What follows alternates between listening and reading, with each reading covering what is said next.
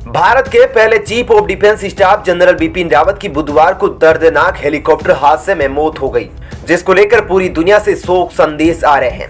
America, Israel, रूस, Japan और पाकिस्तान के अलावा तकरीबन 20 से अधिक देशों ने जनरल बिपिन रावत की मौत पर शोक संदेश दिया है और उन्हें एक सच्चा योद्धा बताया है। लेकिन कई लोग हादसे के पीछे चीन को संदिग्ध मान रहे हैं, जिसके बाद अब चीन ने अमेरिका को बीच में घसीट लिया है। अमेरिका को हादसे के पीछे की वजह बताने की कोशिश कर दी है। दरअसल दोस्तों, chief of defence staff general Bipin Rawat ji की मृत्यु के पश्चात रक्षा विशेषज्ञ ब्रह्म चिल्लानी ने एक ट्वीट किया था कि जनरल बिपिन रावत का हेलीकॉप्टर ठीक वैसे ही क्रैश हुआ जैसे वर्ष 2020 में ताइवान की सेना के जनरल का हेलीकॉप्टर क्रैश हुआ था। उस समय इस दुर्घटना में वहां के जनरल समेत 7 लोगों की मृत्यु हो गई थी, जिसमें 2 मेजर जनरल रैंक के अधिकारी थे, जबकि जनरल बिपिन रावत के हेलीकॉप्टर क्रैश में 11 सैनिकों की मृत्यु हुई है। इसमें ब्रिगेडियर रैंक के अधिकारी है। भारत और ताइवान दोनों देशों के साथ चीन का टकराव, और सोचिए इन दोनों देशों के जनरल एक ही पैटर्न से मारे जाते हैं। क्या ये संयोग है या इसके पीछे कोई प्रयोग या षड्यंत्र हो सकता है?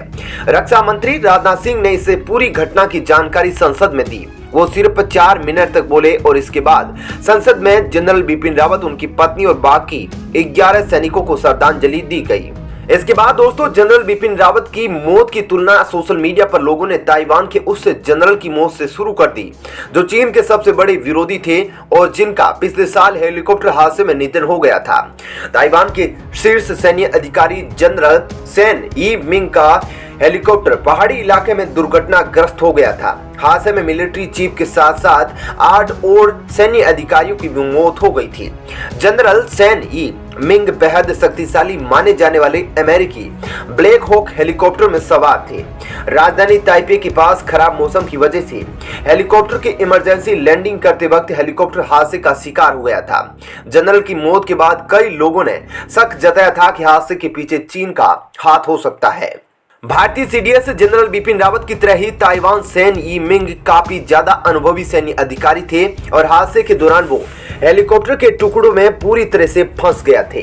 जनवरी 2020 में ताइवान के शीर्ष सैन्य अधिकारी सेन ई मिंग का हेलीकॉप्टर उस वक्त हादसे का शिकार हुआ था जब देश में राष्ट्रपति पद के लिए चुनाव होने वाले थे और पूरा देश वोट देने में लगा हुआ था। लिहाजा कई रक्षा विशेषज्ञों ने ताइवान के रक्षा प्रमुख के निधन के पीछे शक जताया था, क्योंकि वो चीन के सबसे बड़े विरोधियों में से एक माने जाते थे और कई बार चीन के खिलाफ आक्रामक बयान दे चुके थे।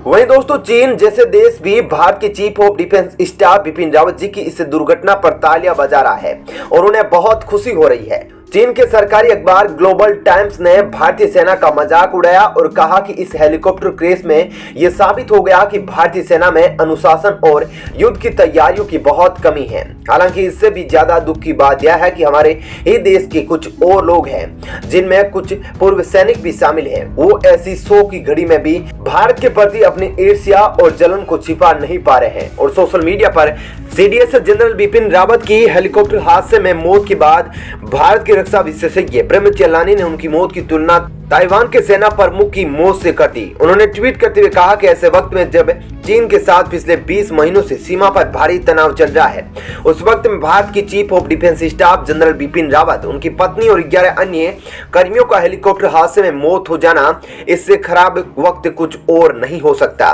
चिल्लानी ने आगे लिखा कि जनरल रावत की मौत और 2020 की शुरुआत में ताइवान के सैन्य प्रमुख की हेलीकॉप्टर दुर्घटना में मौत, दोनों घटनाओं में एक गहरी समानांतर है।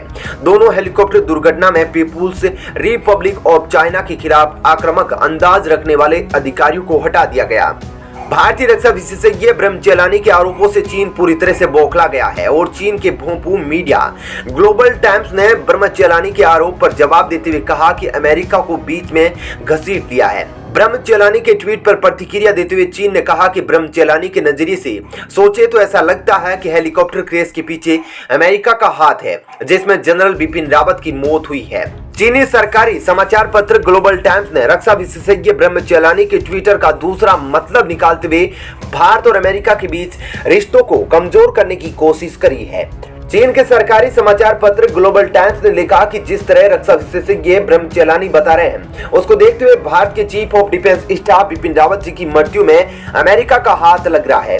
ग्लोबल टाइम्स ने आगे लिखा कि इसका कारण भारत और रूस के रिश्ते हैं। चीन ने अपने सरकारी भोंपू से भारत, अमेरिका तथा भारत रूस दोनों के रिश्तों को क्षति पहुंचाने का प्रयास किया है। ग्लोबल टाइम्स ने कहा कि दरअसल भारत और रूस के बढ़ते रिश्तों को देख अमेरिका बिल्कुल भी खुश नहीं था।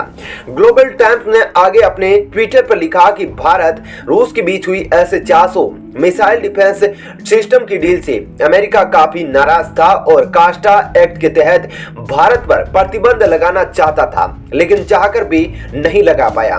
ग्लोबल टाइम्स ने आगे लिखा कि अमेरिका भारत के सामने कमजोर पड़ गया और भारत अमेरिका के रिश्तों को देखते हुए भारत पर प्रतिबंध नहीं लगाया, लेकिन अमेरिका चाहता था कि भारत को सबक मिले। इसके लिए अमेरिका ने भारत के chief of defence staff Bipin Rawat ji का हेलीकॉप्टर क्रैश करवा दिया।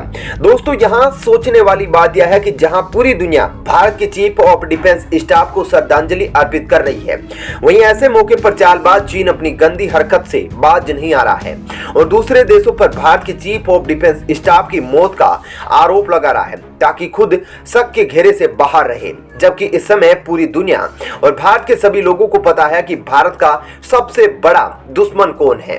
दोस्तों, एक तरफ कश्मीर में पाकिस्तान द्वारा प्रायोजित आतंकवाद और दूसरी तरफ लाइन ऑफ एक्चुअल कंट्रोल पर चीनी सेना की साजिशों का भारत बड़ी मजबूती से सामना कर रहा है।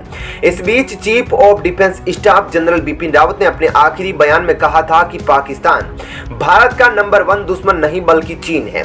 दोस्तों, मैं आपको बता दूं कि पिछले कई महीनों से भारत चीन सीमा पर गतिरोध बना हुआ है। इस स्थिति को लेकर बिपिन रावत जी ने टाइम्स नाउ समिट के कार्यक्रम में कहा कि वास्तविक नियंत्रण रेखा पर भारत का प्राथमिक फोकस ही डी एस्केलेशन से पहले विघटन है, क्योंकि चीन हमारा नंबर 1 दुश्मन है, न कि पाकिस्तान। रावत जी ने कहा कि भारत को आने वाले समय में 2 मोर्चों पर दुश्मनों का सामना करना पड़ सकता है। सीडीएस से बिपिन रावत जी ने आगे चीन पर कहा कि गलवान घाटी की घटना के बाद भारत और चीन सैनिकों के बीच कई बार आमना सामना हुआ। दोनों देशों की कोशिश है कि सैनिकों को इतने करीब आने से रोका जाए। हमारी कोशिश है कि दोनों देशों की सेनाएं अप्रैल 2020 के पहले की स्थिति में आ जाए। उन्होंने कहा कि पूर्वी लद्दाख में कुछ जगहों पर डी एस्केलेशन की प्रक्रिया धीमी चल रही है। इसमें लगने वाले समय के चलते चीन ने LAC के अंदरूनी भागों में स्थायी ढांचे बनाए हैं। अब दोस्तों, सीडीएस बिपिन रावत जी की मृत्यु के बाद उसे क्रैश हेलीकॉप्टर से प्राप्त ब्लैक बॉक्स की जांच हो रही है। दोस्तों, ब्लैक बॉक्स विमान या हेलीकॉप्टर में लगा एक महत्वपूर्ण इलेक्ट्रॉनिक उपकरण है जिसे फ्लाइट डेटा रिकॉर्डर के रूप में भी जाना जाता है। यह उड़ान के बारे में 88 महत्वपूर्ण मापदंडों को रिकॉर्ड करता है, जिनमें एयर स्पीड, विमान की ऊंचाई, कॉकपिट बातचीत और हवा का दबाव भी शामिल है। दुर्घटना के बाद ब्लैक बॉक्स की भूमिका अहम है, क्योंकि यह प्राथमिकता के आधार पर यह समझने के लिए महत्वपूर्ण होता है कि वास्तव में दुर्घटना का कारण क्या है। इस ब्लैक बॉक्स में पायलट और कंट्रोल रूम तथा लोकेशन मास्टर के बीच हुई बातचीत सहित तमाम जानकारियां स्वतः फीड हो जाती है, जो दुर्घटना के बाद जांच में मददगार साबित होती है। अब दोस्तों, भारत वायुसेना की इस क्रैश हेलीकॉप्टर का ब्लैक बॉक्स प्राप्त हो चुका है और इसके बाद ही इस हेलीकॉप्टर के क्रैश होने का कारण पता लगाया जा सकता है और इसके बाद ही किसी निष्कर्ष पर पहुंचा जा सकता है, क्योंकि यह हेलीकॉप्टर खुद क्रैश हुआ या किसी दुश्मन की चाल थी।